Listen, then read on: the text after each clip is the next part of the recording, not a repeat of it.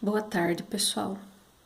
Hoje, quarta-feira, dia de livro de Ciências Humanas e da Natureza, e nós vamos continuar com o assunto que falamos a semana passada sobre os rios.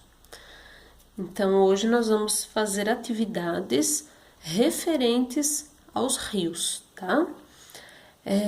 Só para relembrar, a gente precisa ter em mente uma coisa.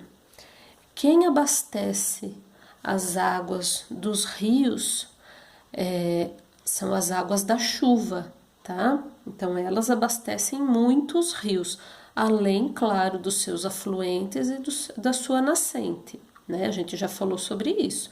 O rio nasce e depois ele vai se juntando com outras nascentes, outros afluentes de rios, que são braços de rios que vão se juntando a ele e deixando ele grande, né?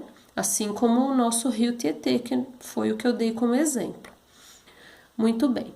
Então agora nós vamos falar sobre os rios e a cidade. Então nós vamos analisar principalmente as imagens, tá?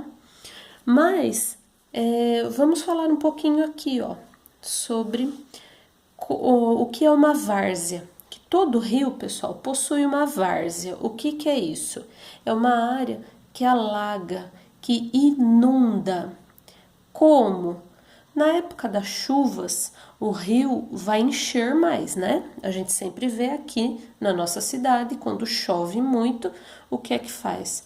Abre-se a represa, lá a barragem, e vai soltando água e o rio vai ficando cheio, porque se não fizer isso, transborda, né? No nosso caso, cidades que têm barragem. Mas as cidades que não têm, o que é que acontece? A várzea são assim, beirada do rio, à beira dos rios, né?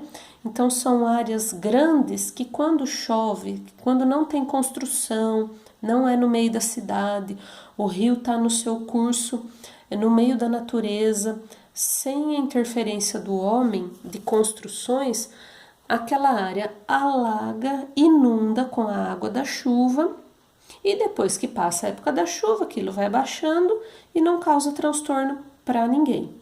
Mas como na cidade as pessoas constroem tudo em volta dos rios, o que acontece? Essa área de várzea, ela acaba sendo inundada quando chove. Chove muito, essa água não tem para onde ir, não tem para onde escoar e ela vai alagar as beiradas, as margens do rio na cidade, que é a foto que vocês têm aqui da Marginal Tietê, lá em São Paulo. Essa primeira imagem aqui, ó, o que acontece?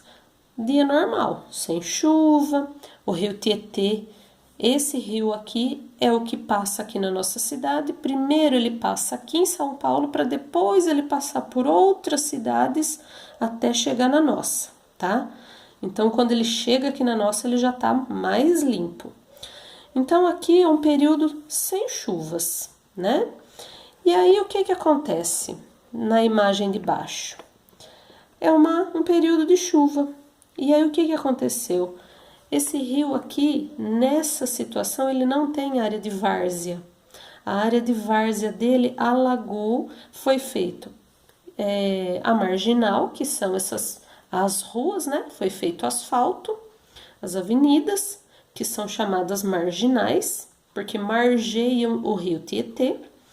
Então, o que acontece? A água transborda aqui, causando enchente, causando transtorno, porque não tem para onde a água escoar. Normalmente, se fosse na várzea, essa água iria infiltrar no solo, mas como ela não tem na cidade lugar para se infiltrar, ela acaba causando transtornos como esse, tá? Muito bem, aí nós temos a atividade aqui do lado. Vamos lá. Número 1. Quais ações humanas são responsáveis pela ocorrência de inundações? É aquilo que eu falei. O ser humano, ele constrói diversas coisas em torno dos rios. Ele enche as margens dos rios de construções, de cimentos, e não tem para onde a água escoar definitivamente. E aí acaba causando isso. Isso vocês vão encontrar aqui nesse textinho aqui do lado, tá? O que acontece? A área de várzea foi ocupada por construções. As vias foram asfaltadas, entre outras obras, tá? Então, basicamente é essa a resposta da número 1. Número 2. Quais delas podemos identificar nas fotografias de São Paulo? Se observar as fotos aqui da cidade de São Paulo, o que é que a gente vê? Quais são essas ações? Na verdade, nós vemos o asfalto e o cimento revestindo as ruas, né? Então, isso causa a falta de escoamento da água. Então, a cidade é toda revestida de asfalto e cimento, obviamente não tem para onde a água correr. Ela vai encher e só vai desaparecer dali conforme o rio for baixando e a chuva parando, tá bom? Agora aqui, nós temos outras ideias aqui. Vocês têm esse textinho aqui, ó, que é uma reportagem de um córrego lá em Minas Gerais, que aconteceu o quê? Nesse córrego Danta, né? Ele transbordou devido ao volume de chuvas muito alto, e aí, quando ele baixou, é que se pôde ver os estragos que ele fez. Então, ó, mais de 500 moradores ficaram ilhados, ou seja, não conseguiam sair de suas casas, não podiam sair de lá para nada. Então, eles não conseguiam passar de um bairro para outro. Como a chuva parou, o nível da água baixou, eles conseguiram transitar normalmente. Só que, quando ocorre enchente, a gente sabe que tem um monte de outras coisas que vêm em seguida. Muita lama, muita sujeira, né? E doenças também. Letra A. Qual é a relação entre as chuvas e o volume de água de um rio? Vamos lá. Primeira coisa que eu falei é o quê? Quem é que abastece os rios? É a água das chuvas. Então, o que acontece aqui? Se os rios são abastecidos pela água da chuva, chove muito, o rio sobe. E no meio da cidade, o que vai acontecer? Ele vai subir e causar enchente, tá? Aqui, letra B. Qual é o problema causado pela enchente do rio relatado na imagem? O que aconteceu aqui? Qual foi o problema que causou aqui para esses moradores? Primeiro, ela inundou todo o bairro, né? E depois eles ficaram ilhados. Então, o alagamento e os moradores ficaram ilhados. Seria basicamente isso, tá bom? Agora, essa número 4 aqui é bem legal.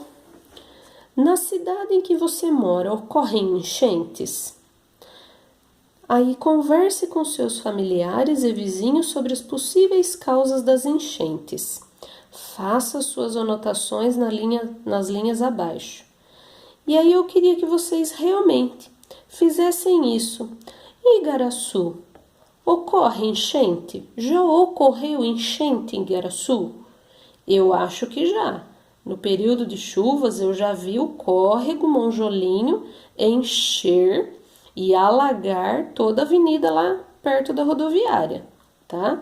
Perguntem para seus familiares, para a mãe, para o pai, para alguém que vocês conheçam em casa, porque isso foi notícia, inclusive, de internet, de televisão, sobre alguns alagamentos que tiveram em Igaraçu, principalmente na região do córrego. Descubram e escrevam aqui o que vocês descobriram, tá bom?